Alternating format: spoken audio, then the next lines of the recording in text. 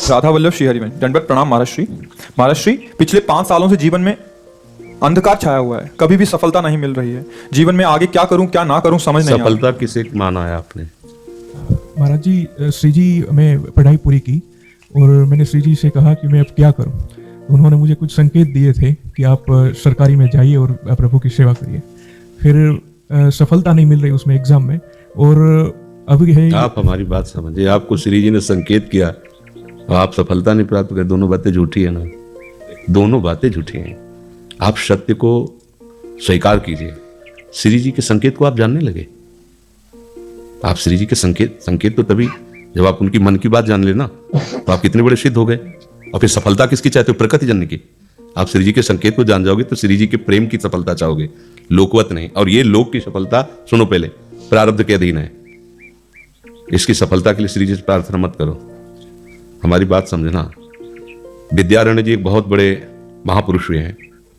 उन्होंने अपने माता पिता को सुखी करने के लिए, धन प्राप्ति के लिए गायत्री अनुष्ठान किया। ब्राह्मण कुल में जन्म हुआ था। एक पुरस्चरण 24 लाख गायत्री होता है। उन्होंने एक पुरस्चरण किया, 2 पुरस्चरण किया, एक बार भी कोई धन की प्राप्ति नहीं हुई। आखिर में उन्होंने संन्यास लिया, जीर्ण संन्यास लिया।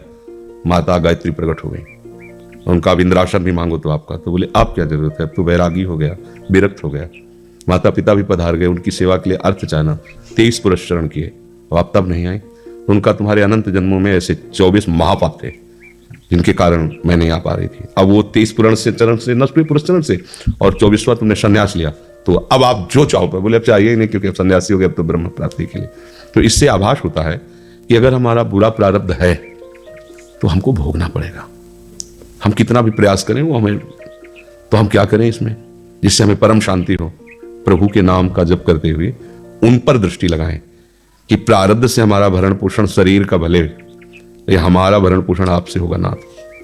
तो वो एक ऐसे हैं जो आपके प्रारब्ध को भी मिटा देंगे।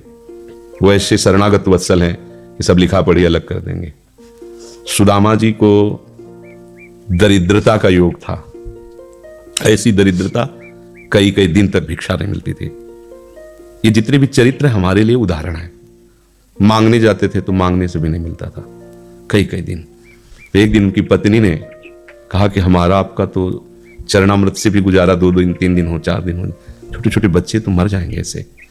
कुछ तो उन्होंने कहा श्री कृष्ण के सिवा हमारा कोई नहीं। अब हम क्या कर सकते हैं? प्रारब्ध जब बिगड़ता है ना, वो कोई सफलता नहीं होने देता। तो एक दिन श्री रुक्मिणी जी प्रसाद ठाकुर जी को भोग पा रही थी, तो वो ऐसे रोक दिया, उदास हो गए। तो उनका प्रभु ऐसी स्थिति हमने जब जब आपकी देखी, तो किसी भक्त को जब कष्ट होता है तब आपको ऐसे देखा है।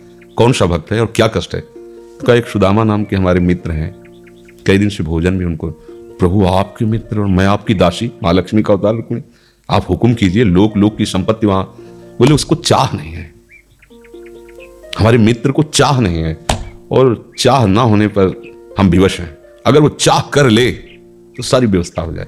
बोले पैदा करो जाके चाह। बोले उनके हृदय में तो नहीं पैदा कर सकते, हम भी, क्योंकि जिस हृदय में भगवान का आश्रय और निरंतर चिंतन है वहां माया की चाह नहीं होती। बोले उनकी पत्नी के हृदय में, बोले प्रयास करते हैं जाके। भगवान संत वेश में गए, भिक्षाम दे, वो निकली। अतिथि का सत्कार करना गृहस्थ का धर्म होता है। हाथ जोड़ा और कहा हम असमर्थ हैं, आपको भिक्षा नहीं दे सकते। क्यों? बोले हम अपवित्र हैं, हमारे ऊपर सूतक लगा हुआ है। किस बात का सूतक? हमने एक पुत्र जन्मा है। तो ठीक है, हम 10-12 दिन बाद आ जाएंगे। बोले नहीं, आजीवन अपवित्र रहेंगे। वैसा कौन सा? बोले दरिद्रता रूपी। विद्वान की पत्नी है तो ऐसे उनका दरिद्रता रूपी पुत्र का जन्म, अर्थात सीधे ही कि मैं नहीं दे सकती या देने योग्य नहीं, ऐसा न कहीं कहा, मैं अपवित्र हूं। तो दरिद्र कैसे हो सकती हो? जिनके पति के मित्र द्वारिकाधीश भगवान श्री कृष्ण है, वो दरिद्र कैसे हो सकता है? एक बार कहो ना अपने पति से। चले गए। जो सुदामा जी आए तो उन्होंने कहा कि देखो आज एक अतिथि आए थे, उनको मैं कुछ नहीं दे पाया, मुझे बहुत कष्ट है कि मेरे पुत्र और आए हुए अतिथि का भी हम स्वागत नहीं कर सकते, उनका भरण को। आपके मित्र द्वारिकाधीश प्रभु श्री कृष्ण है। सुदामा जी ने कहा, बोले चले जाओ ना, वो कुछ न कुछ सहयोग कर देंगे। तो बोले हम ऐसे मित्र नहीं बनाए कि वो हमारा सहयोग करें, कभी नहीं, मर जाऊंगा पर उनसे ये नहीं कहूंगा कि आप हमारा। बोले मत कहना, दर्शन के लिए तो चले जाओ, वो सुना है इतने उदार हैं कि वो जाने पर ही दे देंगे। सुदामा जी ने कहा दर्शन के लिए तो जा सकते हैं, बहुत दिन हो गए, ठीक है, पर मित्र के पास जाए तो कुछ लेके जाना चाहिए, मेरे पास तो कुछ नहीं ना। पड़ोस में जैसे किसी से मांगने गई तो अरे समय जब बिगड़ता कोई नहीं होता साथ। एक ने थोड़ी उदारता दिखाई तो चावल पछोरने पर जो आगे कणका होते चावल के जो प्राय वो लिए सुदामा जी ने कहा हमारे प्रभु भाव के मुंह के कुछ ले जाएंगे, खाली हाथ तो नहीं है। पोट्री में सारांश में बता रहे हैं, द्वारपालों ने देखा कि हड्डी हड्डी शरीर में कई जगह से फटे वस्त्र, बीमारी फटी हुई, तो दिखाई दे रहा था दरिद्रता की मूर्ति है ये। तो उनका किससे मिलना है तुमको? तो उनका श्री कृष्ण से। बोले संभाल के बोलो, क्योंकि पार्षद है, अनंत कोटि ब्रह्मांडों के नायक प्रभु के ऐसे बोले कोई श्री कृष्ण वैसे गली आए उनका जाके तो तुम बोलो ना, श्री कृष्ण से जाके कह दो कि एक सुदामा नाम के ब्राह्मण आए हुए। पार्षद प्रभु बड़ा अजीब आदमी है, आपका नाम बिना किसी सभ्यता के ले रहा है। वो कह रहा श्री कृष्ण से कह सुदामा, कूद पड़े, भगवान दौड़े। वो पार्षद वो सब की ब्रह्मा जी शंकर जी आते हैं तो वहां खड़े रहते हैं घंटों, भगवान ऐसे भागे जाके। सुदामा जी को पता था ना, हमारे रुक्मिणी जी के महल में रुक्मिणी जी के पलंग पर बैठाते हैं, स्वयं चरण पखारते हैं सब। अब ये वैभव, क्या हालचाल है, कैसे हो प्रभु? आप सब जानते हो, आपकी बड़ी कृपा है। तो ब्याह हो गया, हाँ ब्याह भी हो गए, बच्चे भी हो गए। हमारे पास आए तो कुछ तो लाए हो गए। अब वो सड़े से कपड़े में चावल, कैसे बड़ी बड़ी वो वैभव, महारानियां सब भगवान का। चुप ऐसे बोले, देखो फिर चुप कर रहे हो, हमारे हिस्से की चोरी पहले की थी और फिर चुप कर रहे हो। अब हिम्मत नहीं पड़ रही थी, इतने महामहिम प्रभु को कैसे हो तंदुर। भगवान ने ऐसे छीला, ओहो आज तक मुझे ऐसा स्वाद नहीं मिला। भगवान बड़ाई कर रहे, देखो रुक्मिणी जी की आंखों में आंसू आ गया उधर से। भगवान दूसरे पकड़ लिया हाथ, बस प्रभु हम आपकी सिवा नहीं रह सकती। भगवान तो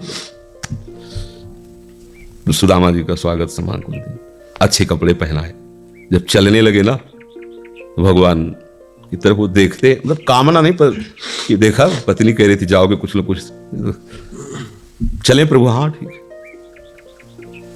इधर से ऐसे चले जाना, हाथ भी खाली। प्रभु ने कहा देखो ये कपड़े जो है ना महंगे हैं, रास्ते में तुम्हें चोर बदमाश तुम अपनी पोशाक पहने इनको उतार दो। बोले बड़ी कृपा, कपड़े भी उतार दिए और रास्ते में सोचे जा देखो निगेटिवली सोच रहे, मेरे श्री कृष्ण मुझे कितना प्यार करते हैं। उन्होंने इसीलिए नहीं दिया कि दरिद्र कहीं संपत्ति पाकर मतवाला होकर मुझे भूल न जाए, मुझे कितना प्यार करते हैं। प्रभु के प्यार में मगन होकर सुदामा पूरी खड़ी जैसे द्वारिका। तो उनको भ्रम हुआ कि मुझे लगता है चलते चलते मैं पुनः द्वारिका आ गया। वहां पूछ रहे हैं कि ये किसका है। भगवान के पास विधाता है, उनका प्रभु ये तो गलत हो गया, इनके भाग में हमने लिखा था क्षय श्री, ऐश्वर्य का नाश, जीवन में नहीं ऐश्वर्य, क्षय श्री। भगवान ने उसका उल्टा कर दिया यक्ष श्री। जैसे कुबेर का अथा धन का खजाना, त्रिभुवन का खजाना वही है कुबेर के पास, जैसे कुबेर का खजाना तो यक्ष श्री। तो कहा प्रभु, तो उनका इन्होंने एक पुण्य किया है, अनंत ब्रह्मांडों के समस्त जीवों को तृप्त कर दिया है। और खुद को खाने को नहीं तृप्त है, बोले मेरे रोम रोम में करोड़ करोड़ ब्रह्मांड वास करते हैं और इनके तंदुलों से मैं तृप्त हो गया, अनंत ब्रह्मांडों का भंडारा हो गया। उसका जो पुण्य होता है लिख दो इनके भाग्य में।